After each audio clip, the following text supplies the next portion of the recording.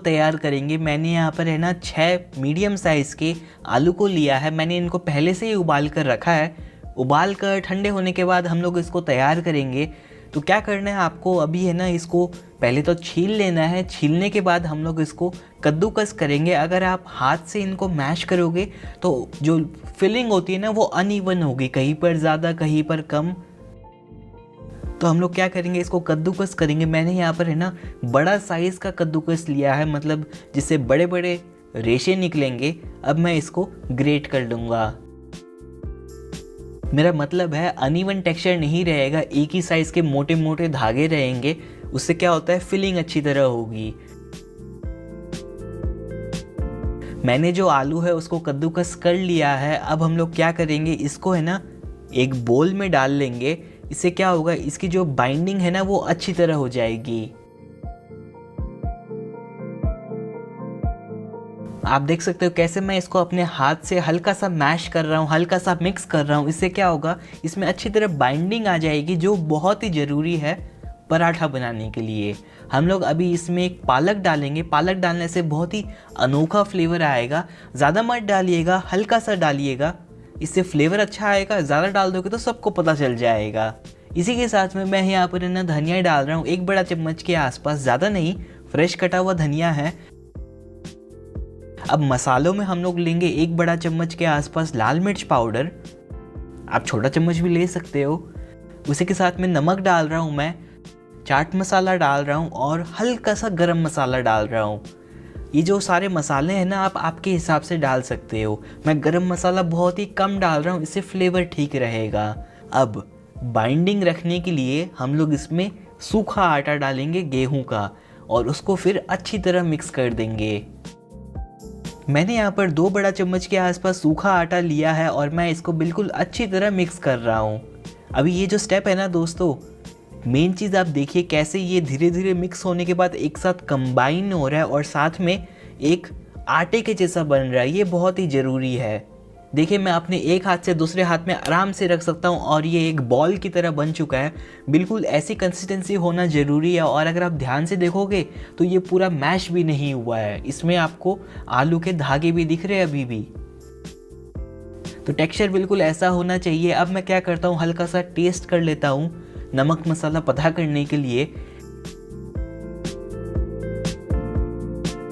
मेरे को इसमें हल्का सा नमक कम लग रहा है तो मैं इसमें नमक डाल देता हूँ। और उसी के साथ में और चटपटा करने के लिए मैं यहाँ पर है ना चाट मसाला भी थोड़ा सा डाल रहा हूँ और फिर इसको अच्छी तरह मिक्स और मैश करूँगा। आप चाहो तो इसमें हल्का सा और सूखा आटा डाल सकते हो, लेकिन ये वापस डालना आपकी मर्ज़ी है।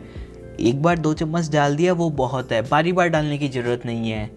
ये लीजिए दोस्तों, मैंने अच्छी तरह मिक्स मैश करके हम लोग की आलू की फिलिंग तैयार कर ली है। ये अभी हल्की सी चिपचिपी लग रही है, लेकिन मैं जब अपना हाथ साफ करके आऊँगा ना तब आप इसका कमाल देखिएगा। ये लीजिए दोस्तों, मैं अपना हाथ साफ करके आ चुका हूँ। अब आप इसका टेक्सचर देखिए ना। मैं इसके छोटा सा टुकड़ा निकाल रहा हूँ और अपने हाथ में जब ऐसे शेप बना रहा हूँ इसकी, तो आप देख सकते हो कितना चिकना हम लोग का बना है मिक्सचर, और साथ ही में शेप पकड़ कर रख रहा है। बिल्कुल भी चिपचिपा नहीं है ये आलू का मिक्सचर, एकदम बढ़िया लग रहा है, कंसिस्टेंसी मस्त है। अब हम लोग क्या करेंगे, फिलिंग तो रेडी कर ही लिया हम लोग ने, 2 पीस मैंने यहाँ पर। अब हम लोग आटे के पास जाएंगे। ये मेरे पास यहाँ पर रेगुलर रोटी का आटा है। अगर मैं फिर से आपको गेहूं का आटा निकाल कर मत कर दिखाता तो आप बोलते यमन बोर कर रहा है। मैं अभी क्या कर रहा हूँ, रेगुलर एकदम नरम नरम रोटी के आटे को मल्हार दे रहा हूँ 1 मिनट के लिए। उसके बाद हम लोग इसमें एक अनोखा इंग्रेडिएंट डालेंगे। आप देख सकते हो एकदम भयानक नरम आटा है कि नहीं, एकदम बढ़िया लग रहा है ये बिल्कुल। तो यहाँ पर मैंने है ना 250 ग्राम गेहूं का आटा लिया था, मतलब 2 कप के आसपास गेहूं का आटा था। उसको पानी के साथ नीड कर लिया नमक के साथ, और फिर ये रेडी हो चुका था। अब मैं क्या कर रहा हूँ, यहाँ पर है ना इसमें मल्हार देने के बाद स्पेशल इंग्रेडिएंट में बेसन डाल रहा हूँ। बेसन से बहुत ही बढ़िया फ्लेवर आएगा। 2 से 3 बड़े चम्मच के आसपास बेसन मैं यहाँ पर ले रहा हूँ, और उसी के साथ में मैं यहाँ पर घी भी डाल रहा हूँ। घी डालना बहुत ज़रूरी है पराठे के आटे में। वैसे रेगुलर जो चपाती रोटी का आटा होता है ना उसमें इतना ज़रूरी नहीं होता है। फिर से अब आपको क्या करना है, इसको अच्छी तरह मल्हार देना है। ये स्टेप में है ना हल्की सी टाइम लगेगी, क्योंकि हम लोग पहले से बने हुए आटे में बेसन और घी मिला रहे हैं तो 3 से 4 मिनट लगेगी। उससे एक और चीज़ क्या होगी, ये आटे की नीडिंग अच्छी तरह हो जाएगी, जिसकी वजह से ग्लूटेन डेवलप होगा हल्का सा, जिसके वजह से हम लोग का जो पराठा है वो बिल्कुल अच्छी तरह पकेगा और साथ में हल्का सा फूलेगा भी। तो ये जो आप देख सकते हो आटा मैंने तैयार कर लिया है, एकदम सॉफ्ट है, नरम है। इतना इसने मार खाई है तो 5 मिनट तो आराम करने मिलना चाहिए ना। 5 मिनट आराम करने के बाद हम लोग क्या करेंगे, कपड़ा ले लेंगे, कपड़े के ऊपर हम लोग चकला रख लेंगे और चकले के ऊपर मैं क्या कर रहा हूँ, यहाँ पर आटे के टुकड़े बनाऊंगा। लेकिन आप एक चीज़ देखें क्या, इसमें बेसन और घी मिलाने के बाद ये और ज़्यादा चिपचिपा और नरम हो गया। ये मैजिक है बेसन मिलाने का, इससे बाइंडिंग बहुत अच्छी होती है और फ्लेवर बहुत अच्छा आता है। तो आप देख सकते हो ये जो पाव किलो गेहूं का आटा लिया था मैंने, इसमें से मैंने हल्का सा टुकड़ा ले लिया है। दूसरे वीडियोस में तो आपको पाव किलो मतलब 250 ग्राम आटे में सिर्फ 2, 3 या फिर 4 पराठे बनाकर दिखाया जाएगा। और वो क्यों बनाया जाता है, ताकि वो फूल जाए। अपना काम ऐसा है, जितनी फिलिंग है उतना ही आटा लेंगे, बल्कि ज़्यादा फिलिंग लेंगे। ये बिल्कुल रेडी है, मैंने टुकड़ा ले लिया है। अब हम लोग क्या करेंगे, इसको हल्का सा चपटा करेंगे। आप चाहो तो इसको अच्छी तरह गेहूं के आटे, सूखे आटे में लपेट सकते हो और फिर इसको फ्लैट कर लीजिए। जैसे मैंने मेरे कचौरी के वीडियो में दिखाया था, आटा अगर नरम और अच्छा हो तो आपको उसमें बेलन की ज़रूरत नहीं है। हलवाई लोग भी बिल्कुल ऐसे ही करते हैं, मतलब कचौरी में। वैसे ही पराठा का आटा भी इतना नरम है तो आपको शुरू में बेलन की ज़रूरत नहीं पड़ेगी। मैंने अपने उंगलियों से ही इसको ऐसे चपटा और बड़ा कर लिया है। अब मैं क्या करूँगा, इसके ऊपर बिल्कुल अच्छी तरह घी लगा दूँगा और फिर उसके ऊपर हल्का सा सूखा आटा डाल दूँगा गेहूँ का। उसके ऊपर हम लोग एक आलू की फिलिंग रख देंगे और फिर उसके ऊपर फिर से थोड़ा सा सूखा आटा, ताकि जो आलू की फिलिंग है वो चिपके ना अपने गेहूं के आटे के साथ। अब हम लोग इसको सील कर देंगे कोने बीच में लाकर और फिर इसमें चिमटी काट देंगे एक बार। अब हम लोग क्या करेंगे, इसको बेलने की तैयारी करेंगे। तो आप चाहो तो इसमें हल्का सा सूखा आटा और लगा सकते हो और फिर इसको हल्के हाथ से बेलना स्टार्ट कर दीजिए। ये पहला वाला पराठा है दोस्तों, तो मैं खुद को कैलिब्रेट कर रहा हूँ, मतलब खुद टेस्टिंग कर रहा हूँ कि आलू की कंसिस्टेंसी कैसी है, पराठे के आटे की कंसिस्टेंसी कैसी है। तो उसके लिए ये हल्का सा मोटा है, एक दो जगह फटा हुआ है। लेकिन आप ये वीडियो में देखोगे कि फटा हुआ पराठे से भी आप बिल्कुल अच्छा फूला हुआ और सेपरेटेड पराठा कैसे बना सकते हो। मैंने बेल कर तैयार कर लिया है। ये हल्का सा फट गया है, लेकिन इससे फ्लेवर और अच्छा आएगा। जहाँ पर फटा है ना, वहाँ पर बहुत अच्छी तरह सीखता है पराठा। मैं अब दूसरा बनाकर दिखा देता हूँ आपको। मैंने हल्का सा गूथा हुआ आटा लिया है, उसको एक बार चपटा कर लिया। उसी के साथ में मैंने उसको सूखे आटे में भी लपेट लिया, घी लगा लिया, सूखा आटा छिड़क दिया, फिर आलू का मिश्रण रख दिया, सील कर दिया और फिर उसको बेल लिया। आप देख सकते हो दूसरा वाला अच्छा बना है कि नहीं।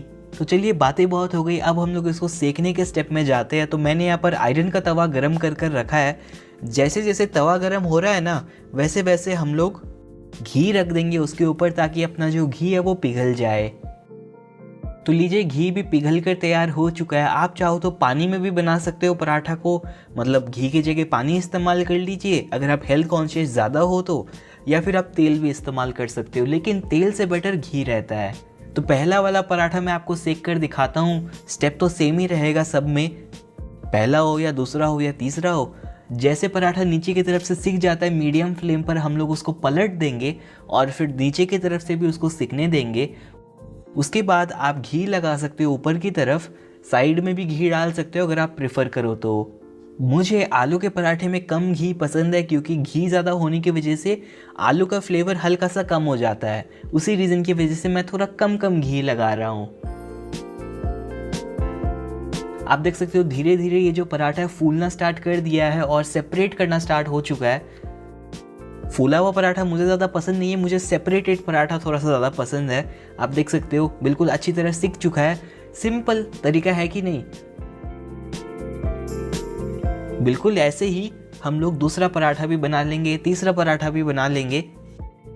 वैसे अगर आप सोच रहे हो पराठे फूलते क्यों है, क्योंकि हम लोग के जो आटा होता है ना, उसमें जो पानी होता है, पानी ज़्यादा होने की वजह से पानी इवापोरेट होता है, मतलब उबलता है आटे के अंदर, और जो आटे की हम लोग ने नीडिंग अच्छी तरह करी है ना, उसकी वजह से ग्लूटेन का नेटवर्क डेवलप होता है।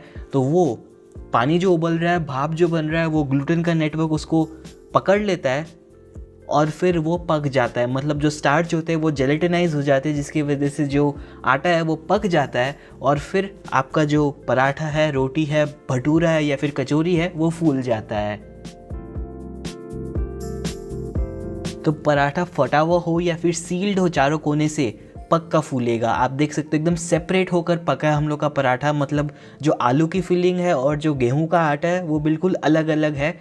कंफ्यूज हो गए हो तो सॉरी, लेकिन ये कॉन्सेप्ट से पराठा फटा हुआ हो या फिर सील्ड हो, लेयर्स ज़रूर सेपरेट होगी। आप देख सकते हो बहुत ही बढ़िया पराठे बन रहे हैं कि नहीं।